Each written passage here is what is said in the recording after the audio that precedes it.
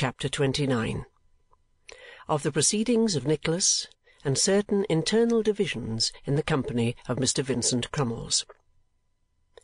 The unexpected success and favour with which his experiment at Portsmouth had been received induced Mr. Crummles to prolong his stay in that town for a fortnight beyond the period he had originally assigned for the duration of his visit, during which time Nicholas personated a vast variety of characters with undiminished success, and attracted so many people to the theatre who had never been seen there before that a benefit was considered by the manager a very promising speculation.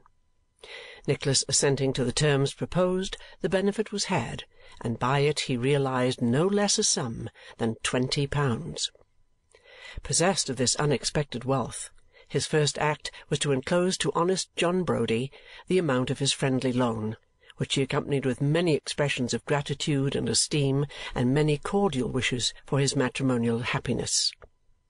To Newman Noggs he forwarded one half of the sum he had realized, entreating him to take an opportunity of handing it to Kate in secret and conveying to her the warmest assurances of his love and affection. He made no mention of the way in which he had employed himself, merely informing Newman that a letter addressed to him under his assumed name at the post-office, Portsmouth, would readily find him, and entreating that worthy friend to write full particulars of the situation of his mother and sister, and an account of all the grand things that Ralph Nickleby had done for them since his departure from London.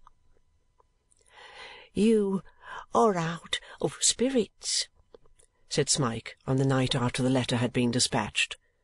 "Not I," rejoined Nicholas with assumed gaiety, for the confession would have made the boy miserable all night. "I was thinking about my sister, Smike." "Sister?" "Aye." "Is she like you?" inquired Smike. "Why, so they say," replied Nicholas, laughing, "only a great deal handsomer."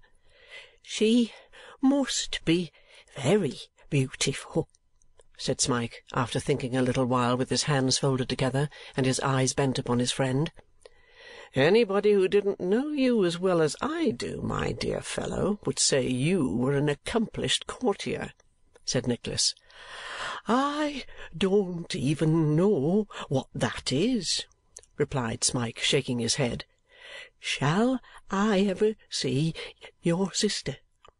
"To be sure," cried Nicholas. "We shall all be together one of these days when we are rich, Smike." "How is it that you, who are so kind and good to me, have nobody to be kind to you?" asked Smike. "I cannot make that out." "Why, it is a long story," replied Nicholas, "and one you would have some difficulty in comprehending, I fear. I have an enemy. You understand what that is?" "Oh, yes, I understand that," said Smike. "Well, it is owing to him," returned Nicholas.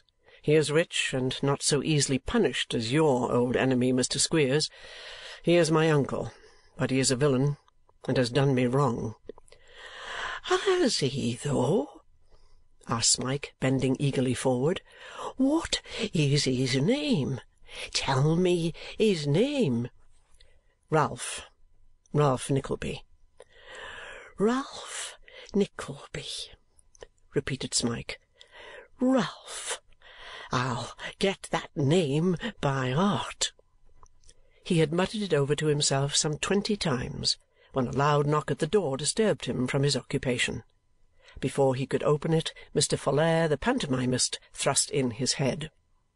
Mr. Folair's head was usually decorated with a very round hat, unusually high in the crown, and curled up quite tight in the brims. On the present occasion he wore it very much on one side, with the back part forward in consequence of its being the least rusty. Round his neck he wore a flaming red worsted comforter, whereof the straggling ends peeped out beneath his threadbare Newmarket coat, which was very tight and buttoned all the way up. He carried in his hand one very dirty glove, and a cheap dress cane with a glass handle. In short, his whole appearance was unusually dashing, and demonstrated a far more scrupulous attention to his toilet than he was in the habit of bestowing upon it. "Good evening, sir," said Mr. Folair, taking off the tall hat and running his fingers through his hair. "I bring a communication." "From whom, and what about?" inquired Nicholas. "You are unusually mysterious to-night." "Cold, perhaps," returned Mr. Folair. "Cold, perhaps. That is the fault of my position, not of myself, Mr. Johnson. My position as a mutual friend requires it, sir." Mr. Folair paused with a most impressive look, and diving into the hat before noticed, drew from thence a small piece of whitey brown paper curiously folded, whence he brought forth a note which it had served to keep clean, and handing it over to Nicholas, said, "Have the goodness to read that, sir." Nicholas, in a state of much amazement, took the note and broke the seal, glancing at Mr. Folair as he did so, who, knitting his brow and pursing up his mouth with great dignity, was sitting with his eyes steadily fixed upon the ceiling. It was directed to Blank Johnson, Esquire, by favour of Augustus Folair, Esquire, and the astonishment of Nicholas was in no degree lessened when he found it to be couched in the following laconic terms. "Mr. Lenville presents his kind regards to Mr. Johnson, and will feel obliged if he will inform him at what hour to-morrow morning it will be most convenient to him to meet Mr. L. at the theatre for the purpose of having his nose pulled in the presence of the company. Mr. Lenville requests Mr. Johnson not to neglect making an appointment, as he has invited 2 or 3 professional friends to witness the ceremony, and cannot disappoint them upon any account whatever. Portsmouth, Tuesday night." Indignant as he was at this impertinence, there was something so exquisitely absurd in such a cartel of defiance that Nicholas was obliged to bite his lip and read the note over 2 or 3 times before he could muster sufficient gravity and sternness to address the hostile messenger, who had not taken his eyes from the ceiling nor altered the expression of his face in the slightest degree. "Do you know the contents of this note, sir?" he asked at length. "Yes," rejoined Mr. Folair, looking round for an instant and immediately carrying his eyes back again to the ceiling. "And how dare you bring it here, sir?" asked Nicholas, tearing it into very little pieces and jerking it in a shower towards the messenger. "Had you no fear of being kicked downstairs, sir?" Mr. Folair turned his head, now ornamented with several fragments of the note, towards Nicholas, and with the same imperturbable dignity briefly replied, "No." "Then," said Nicholas, taking up the tall hat and tossing it towards the door, "you had better follow that article of your dress, sir, or you may find yourself very disagreeably deceived, and that within a dozen seconds." "I say, Johnson," remonstrated Mr. Folair, suddenly losing all his dignity, "none of that, you know. No tricks with a gentleman's wardrobe." "Leave the room," returned Nicholas. "How could you presume to come here on such an errand, you scoundrel?" "Pooh, pooh!" said Mr. Folair, unwinding his comforter and gradually getting himself out of it. "There! That's enough." "Enough?" cried Nicholas, advancing towards him. "Take yourself off, sir." "Pooh, pooh, I tell you!" returned Mr. Folair, waving his hand in deprecation of any further wrath. "I wasn't in earnest. I only brought it in joke." "You had better be careful how you indulge in such jokes again," said Nicholas, "or you may find an allusion to pulling noses rather a dangerous reminder for the subject of your facetiousness. Was it written in joke too, pray?" "Oh, no, that's the best of it," returned the actor. "Right down earnest. Honour bright." Nicholas could not repress a smile at the odd figure before him, which, at all times more calculated to provoke mirth than anger, was especially so at that moment, when with one knee upon the ground Mr. Folair twirled his old hat round upon his hand and affected the extremest agony lest any of the nap should have been knocked off, an ornament which it is almost superfluous to say it had not boasted for many months. "Come, sir," said Nicholas, laughing in spite of himself, "have the goodness to explain." "Why, I'll tell you how it is," said Mr. Folair, sitting himself down in a chair with great coolness. "Since you came here, Lenville has done nothing but second business, and instead of having a reception every night as he used to have, they have let him come on as if he was nobody." "What do you mean by a reception?" asked Nicholas. "Jupiter!" exclaimed Mr. Folair. "What an unsophisticated shepherd you are, Johnson! Why, applause from the house when you first come on. So he has gone on, night after night, never getting a hand, and you getting a couple of rounds at least, and sometimes 3, till at length he got quite desperate and had half a mind last night to play Tybalt with a real sword and pink you. Not dangerously, but just enough to lay you up for a month or 2. "Very considerate," remarked Nicholas. "Yes, I think it was, under the circumstances, his professional reputation being at stake," said Mr. Folair quite seriously. "But his heart failed him, and he cast about for some other way of annoying you and making himself popular at the same time. For that's the point. Notoriety is the thing. Bless you, if he had pinked you," said Mr. Folair, stopping to make a calculation in his mind, "it would have been worth 8 or 10 shillings a week to him. All the town would have come to see the actor who nearly killed a man by mistake. I shouldn't wonder if it had got him an engagement in London. However, he was obliged to try some other mode of getting popular, and this one occurred to him. It's a clever idea, really. If you had shown the white feather and let him pull your nose, he'd have got it into the paper. If you had sworn the peace against him, it would have been in the paper too, and it'd have been just as much talked about as you. Don't you see?" "Oh, certainly," rejoined Nicholas. "But suppose I were to turn the table and pull his nose, what then? Would that make his fortune?" "Why, I don't think it would," replied Mr. Folair, scratching his head, "because there wouldn't be any romance about it, and he wouldn't be favourably known. To tell you the truth, though, he didn't calculate much upon that, for you are always so mild-spoken and are so popular among the women that we didn't suspect you of showing fight. If you did, however, he has a way of getting out of it easily, depend upon that." "Has he?" rejoined Nicholas. "We will try to-morrow morning. In the meantime, you can give whatever account of our interview you like best. Good night." As Mr. Folair was pretty well known among his fellow-actors for a man who delighted in mischief and was by no means scrupulous, Nicholas had not much doubt but that he had secretly prompted the tragedian in the course he had taken, and moreover that he would have carried his mission with a very high hand if he had not been disconcerted by the very unexpected demonstrations with which it had been received. It was not worth his while to be serious with him, however, so he dismissed the pantomimist with a gentle hint that if he offended again it would be under the penalty of a broken head, and Mr. Folair, taking the caution in exceedingly good part, walked away to confer with his principal and give such an account of his proceedings as he might think best calculated to carry on the joke.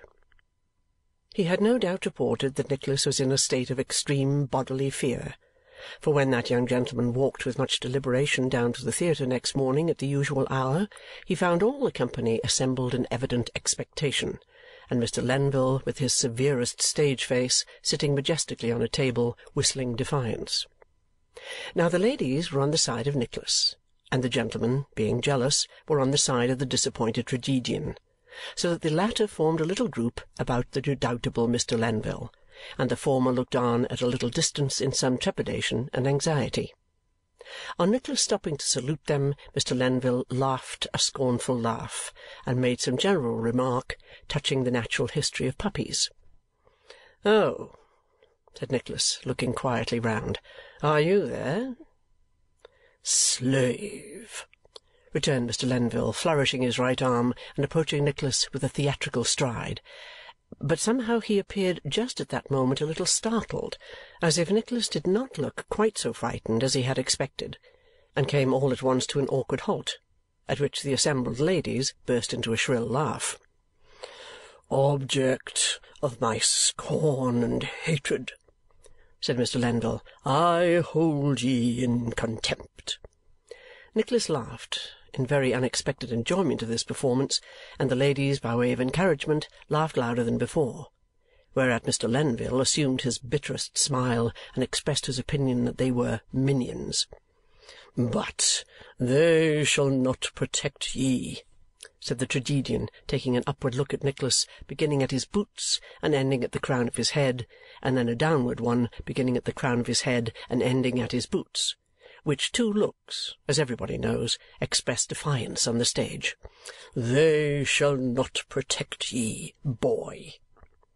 Thus speaking, Mr. Lenville folded his arms and treated Nicholas to that expression of face with which, in melodramatic performances, he was in the habit of regarding the tyrannical kings when they said, "Away with him to the deepest dungeon beneath the castle moat," and which, accompanied with a little jingling of fetters, had been known to produce great effects in its time.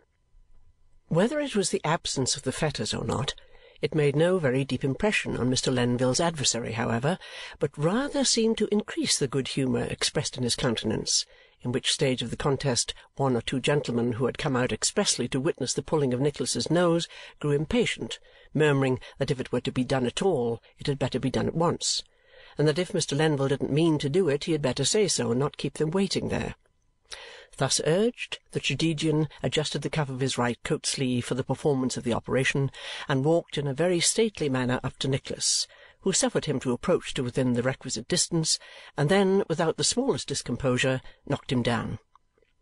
Before the discomfited tragedian could raise his head from the boards, Mrs. Lenville, who, as has been before hinted, was in an interesting state, rushed from the rear rank of ladies, and uttering a piercing scream, threw herself upon the body. "Do you see this monster? Do you see this?" cried Mr. Lenville, sitting up and pointing to his prostrate lady, who was holding him very tight round the waist. "Come," said Nicholas, nodding his head, "apologize for the insolent note you wrote to me last night, and waste no more time in talking." "Never!" cried Mr. Lenville. "Yes, yes, yes!" screamed his wife. "For my sake, for mine, Lenville, forgo all idle forms, unless you see me a blighted corse at your feet." "This is affecting," said Mr. Lenville, looking round him and drawing the back of his hand across his eyes. "The ties of nature are strong. The weak husband and the father that is yet to be, relents. I apologize." "Humbly and submissively," said Nicholas. "Humbly and submissively," returned the tragedian, scowling upwards, "but only to save her. For a time will come—" "Very good," said Nicholas. "I hope Mrs. Lenville may have a good one, and when it does come, and you are a father, you shall retract it if you have the courage. There! Be careful, sir, to what lengths your jealousy carries you another time, and be careful also before you venture too far to ascertain your rival's temper." With this parting advice, Nicholas picked up Mr. Lenville's ash-stick, which had flown out of his hand, and breaking it in half, threw him the pieces and withdrew, bowing slightly to the spectators as he walked out. The profoundest deference was paid to Nicholas that night, and the people who had been most anxious to have his nose pulled in the morning embraced occasions of taking him aside and telling him with great feeling how very friendly they took it that he should have treated that Lenville so properly, who was a most unbearable fellow, and on whom they had all, by a remarkable coincidence, at one time or other contemplated the infliction of condign punishment, which they had only been restrained from administering by considerations of mercy. Indeed, to judge from the invariable termination of all these stories, there never was such a charitable and kind-hearted set of people as the male members of Mr. Crummles's company. Nicholas bore his triumph, as he had his success in the little world of the theatre, with the utmost moderation and good humour. The crestfallen Mr. Lenville made an expiring effort to obtain revenge by sending a boy into the gallery to hiss, but he fell a sacrifice to popular indignation and was promptly turned out without having his money back. "Well, Smike," said Nicholas when the first piece was over and he had almost finished dressing to go home, "is there any letter yet?" "Yes," replied Smike. "I got this one from the post-office." "From Newman Noggs?" said Nicholas, casting his eye upon the cramped direction. "It's no easy matter to make his writing out.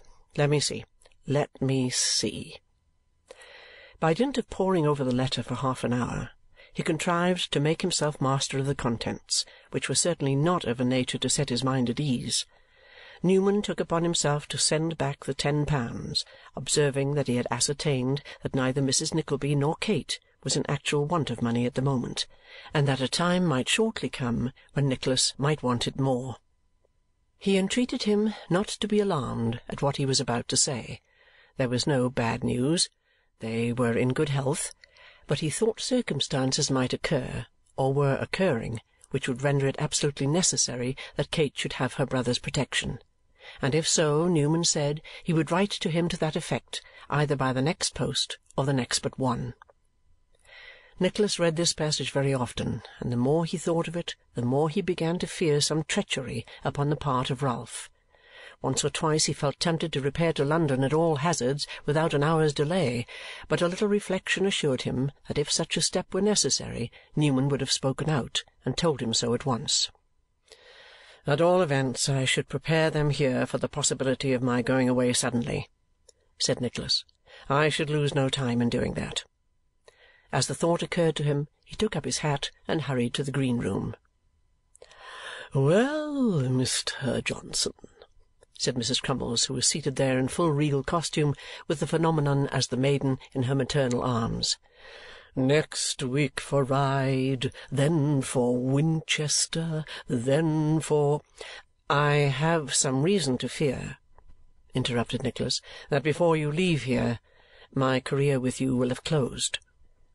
"Closed?" cried Mrs. Crummles, raising her hands in astonishment. "Closed?" cried Miss Snevellicci, trembling so much in her tights that she actually laid her hand upon the shoulder of the manageress for support.